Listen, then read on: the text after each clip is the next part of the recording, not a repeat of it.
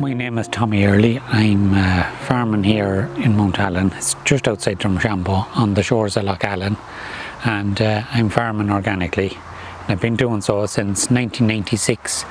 The farm here has been in the family for a number of generations. My grandfather worked here when he was a young fella, and he went to America, and while he was in America the farm came up for sale, so he got word of it from a cousin of his that was living locally, so he sent back a deposit and he moved back shortly after.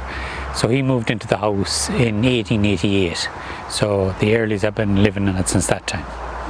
The house itself is a very old house. It's Mount Allen House. It dates back to 1671. So there's been various landlords and various agents living in it down through the years. What I'm farming here at the moment is suckler cows. So I'm rearing the calves to weanling stage, and they're sold at the local organic mart in Drumshanbo, and they go from there then up to other farms for finishing up over the country.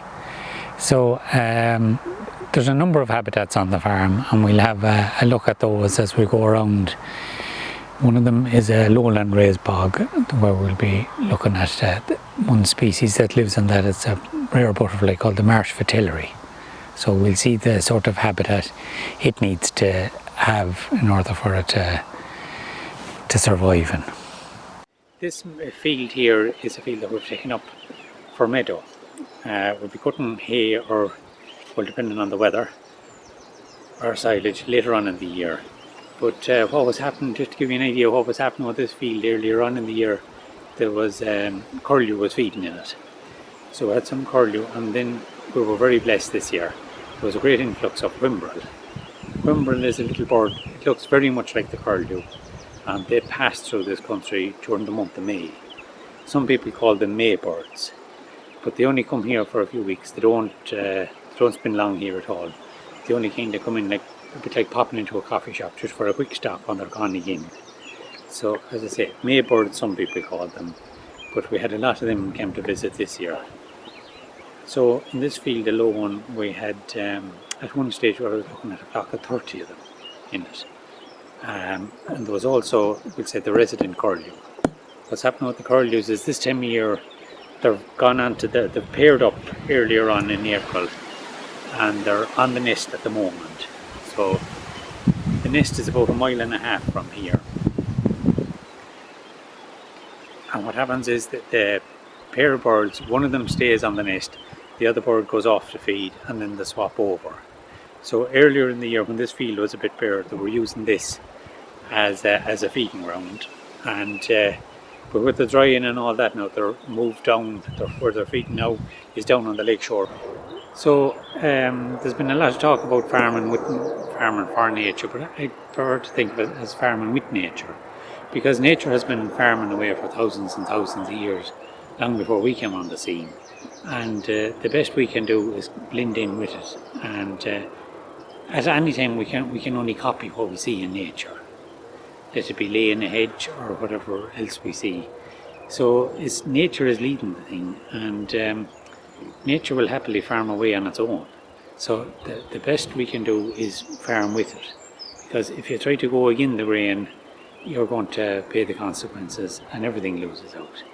And I suppose it has been one of the things of agriculture over the last number of decades. There has been a big push for intensity and to produce more and produce more.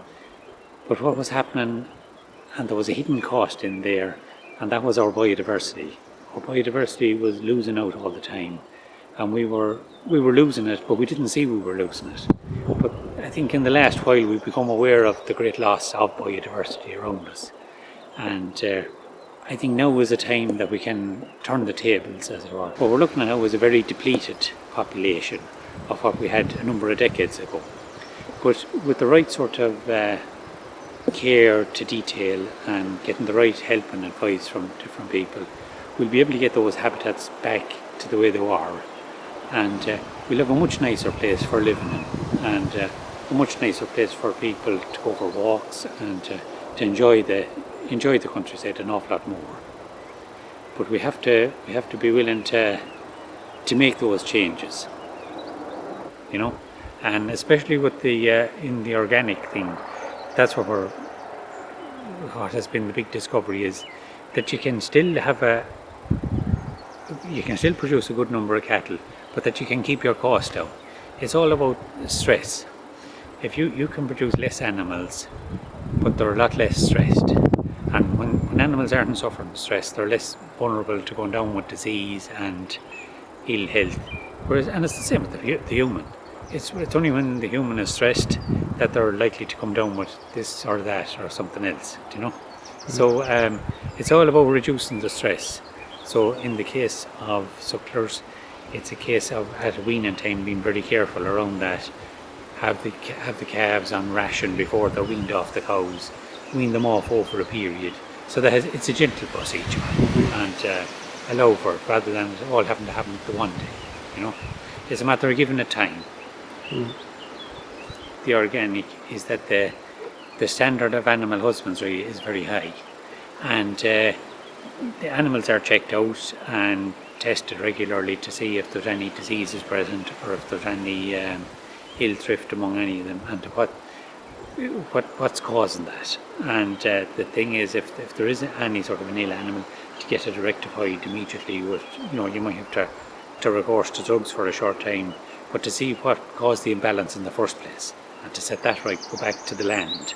It's all about the soil, taking care of the soil, because if you have a good mixed sward in it, you'll have a lot of different herbs in that sward, and we'll have a look at that here in a minute.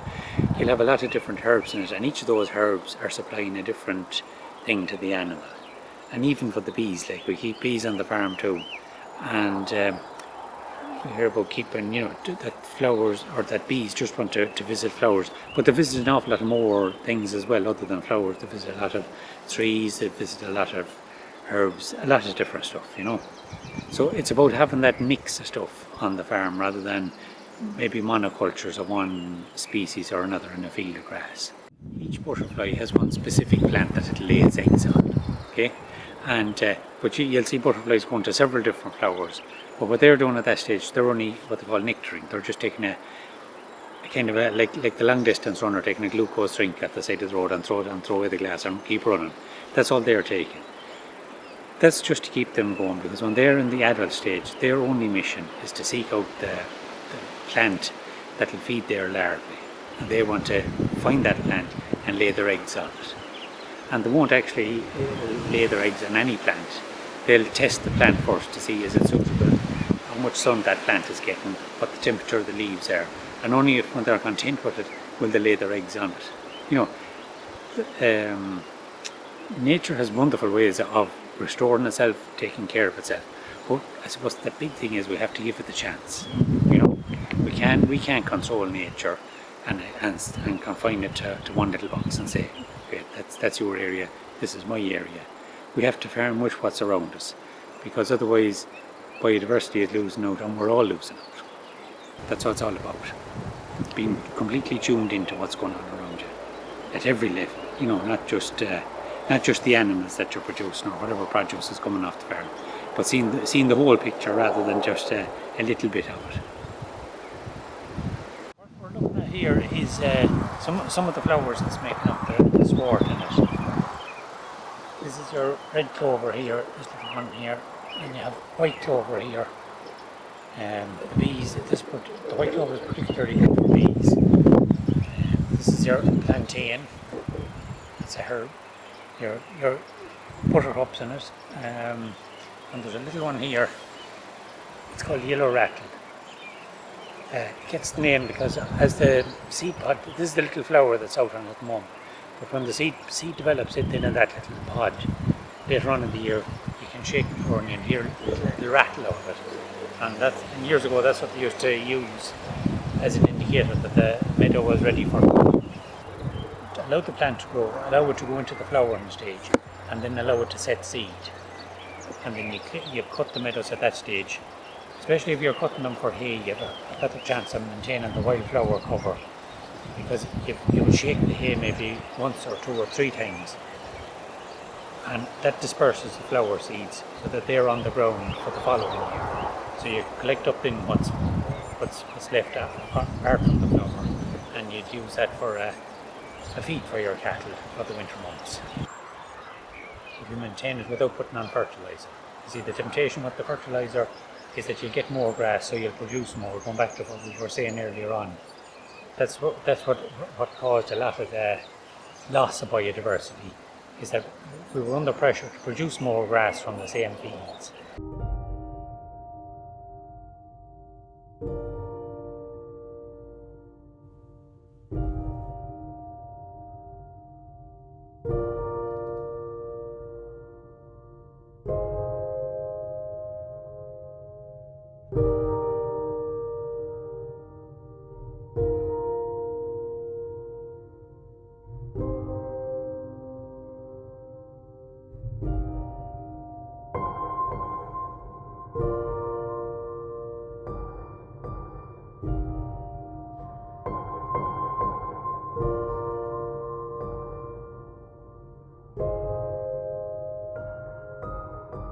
The habitat that we're standing in at the moment is what's called a lowland raised bog, and these are one of the rarest habitats that we have in Europe.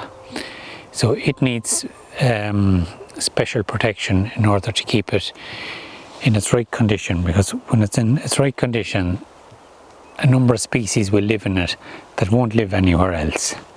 So in order to keep the bog right, what we're doing here is we've blocked some of the perimeter drains, and we're continuing to do more work. One of the rare species that you will have on an area of lowland raised bog like this, where the habitat is managed that keeps it suitable for them, is that little butterfly that we were looking at earlier on, called the marsh fritillary. And we've seen the adult stage there, where the adult is flying around looking for a place to lay its eggs. And what the adult is seeking to find out is this type of grass here. This is the leaf of the devil's bit scabious. So the marsh fritillary will lay its eggs on the underside of this leaf. And then when those eggs hatch out, the first thing they'll do, the larvae, is they'll build a web over the leaf, and they'll consume that leaf. And when they have that leaf consumed, they'll move on to a new leaf. They'll build a new web over that, and they'll consume that one. And they'll continue doing this up until the levels of light start to go down into October. So at that stage then they'll move down and they'll build a different type of web. It's called the hibernaculum. That's where they'll overwinter, and they'll build it down on the bottom of this type of grass here, purple moorgrass. So you need the combination of the devil's bit scabious and the purple moorgrass together in order for the marsh fritillary to be able to go through its life cycle. So we're lucky that we have the two of them here.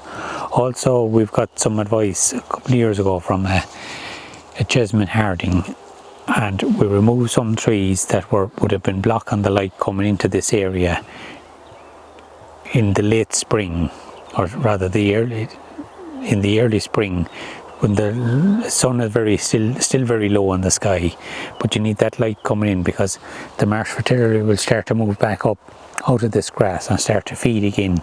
But in order for it to get that low level of light, you cannot have any trees blocking it. So you need the light to be able to penetrate onto this type of grass, so that the marsh fritillary can feed successfully and then continue on with its life cycle. When the marsh fritillary is deciding where it's going to lay its eggs, it'll go around and it'll walk about on each of the leaves, because it's very, very fussy, and it wants to know what temperature the leaf is and what position that leaf will be in, how much sun will be actually shining on it, because these are all the factors that the butterfly is taking into consideration before she decides to lay her eggs. And the marsh fritillary, we've seen it there on the wing, and it's only in that adult stage for a couple of days, and the rest of its year it lives either as an egg, or it's only in the pupae stage for a very short time, but the rest of the time is that little dark caterpillar that you will see. It was angling itself round to catch the sunlight on its wings. Butterflies are cold-blooded creatures, so they're dependent on the sun to warm them up. And once their temperature comes up to a certain level, they're able to fly. But until it comes to that temperature, they just can't function. I suppose it's a bit like putting the bit of charge in the battery for the phone. If the charge has gone down, well, that's it. Nothing can happen.